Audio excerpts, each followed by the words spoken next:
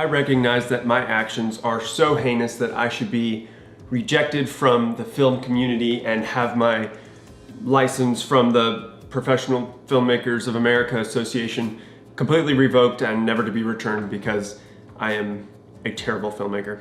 What I did, or kind of what I didn't do this last weekend, deserves all of the punishments that a filmmaker can receive. I was hired to to live stream a wedding. And anybody who's ever live streamed a wedding is going, uh-oh, uh-oh.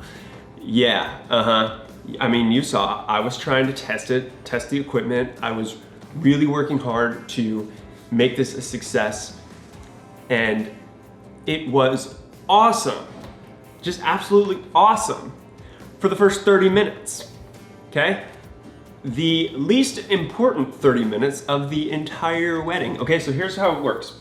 I get set up, I've got an audio cable going to the soundboard, I've got HDMI out of my camera into my computer, I downloaded OBS and I was like all excited because I could do like a slideshow before the wedding started, and then I could switch to the live feed and everyone would be like, whoa, this is so cool, how do I hire this guy to do my wedding? And it was working great. Slideshow was great for 30 minutes, played without problems.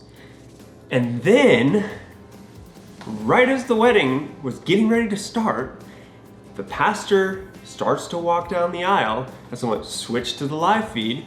Live feed's working, people are tuning in, saying congratulations on the chat and stuff, and I'm like, hey, this is pretty cool. This is working out. Then the pastor starts talking and I'm looking down at the live feed and there's no audio. And there's people online saying, hey, I can't hear the pastor. And I'm like, what?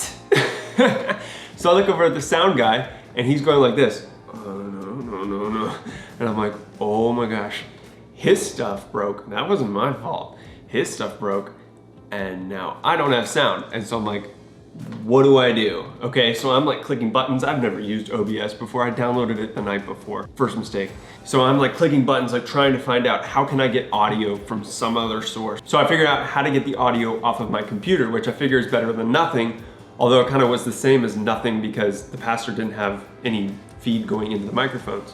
Finally, he gets the audio working. And I'm like, okay, well now we've at least got something, people can hear something, and then the video feed cuts out. And I'm like, good grief, what happened? It was working fine for 30 minutes and then all of a sudden it stops working.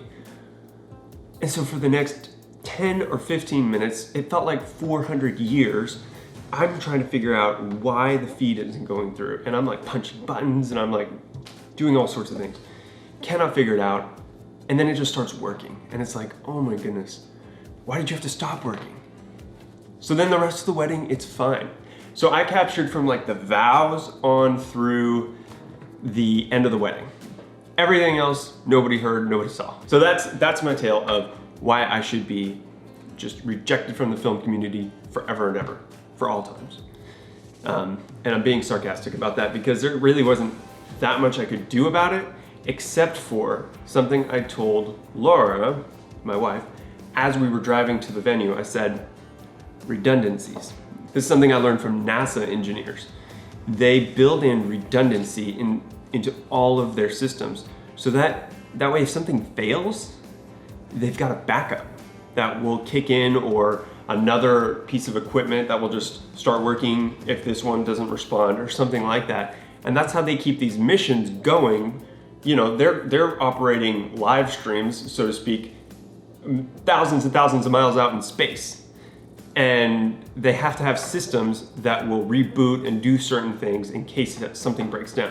And so I said redundancies. Like, that's the key to, you know, doing a good job pretty much in anything. You know, you take your video footage, you know, after you've shot a wedding, and you download it real quick, so that way you have 2 copies. You bring an extra camera in case your camera doesn't work, you have a backup. So my first mistake I realized was I downloaded a software that I didn't know anything about.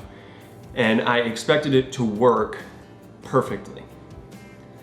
I didn't understand it. I didn't have a backup plan. It kind of was my backup plan, which is a really bad idea. Don't start with your backup plan. So having another camera or another computer or another something that I could quickly switch over to in case the sound went out or the feed just stopped going through, that was my first problem. Second problem was I was trying to hotspot the wedding because the internet at the venue was really bad.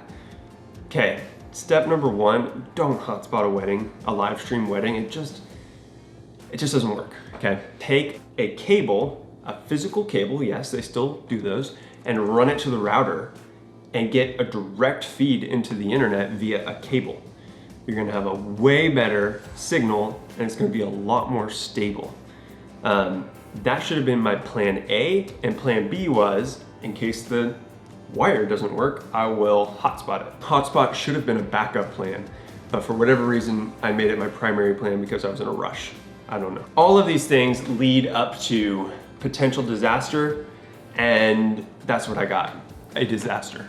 So we can rely on our tools to a degree, but at the same time, we have to be careful that we're not relying on them exclusively, that we have backup plans for equipment failures or dead batteries or whatever it is, because it's going to happen. It's not if, it's when. And so you need to back up your stuff onto multiple hard drives. You need to make sure that you don't leave your files on your camera card as soon as you're done shooting a wedding, because your camera could get stolen or get dropped or get destroyed in some way and you would lose everything. Have redundancies, have backup plans, and then you won't have disasters. Now, that's not 100% true. You'll still have disasters, but it's a good opportunity to learn as I'm learning. That's all I have to say. This was more of a confession time. I probably should have just gone to church. But anyways, I'll see you guys later.